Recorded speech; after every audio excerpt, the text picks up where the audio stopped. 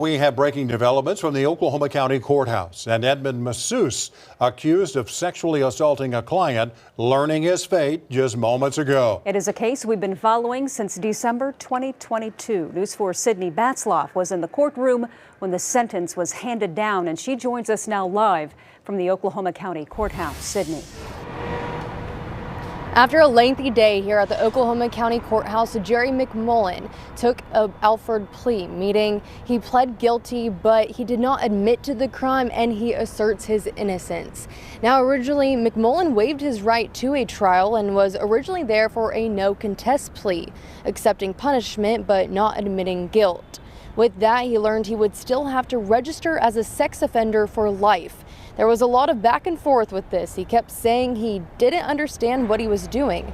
The judge and lawyers had to continue telling him no matter what, whether it was a non-contest or Alford plea, he would have to register as a sex offender.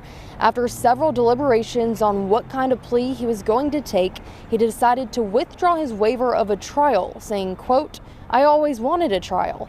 But he thought if he took an Alford plea, he wouldn't have to register as a sex offender. The judge denied this motion. She said she believes McMullen was not comfortable with the evidence and testimony brought forward and changed his story.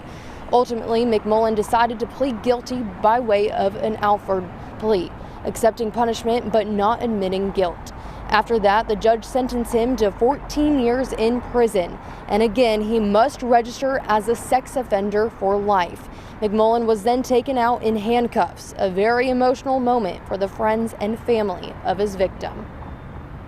My children and I have lived in fear, and we've been waiting for this moment, so I'm so thankful that she took all of the evidence into consideration and ultimately sentenced him to what I think he deserved.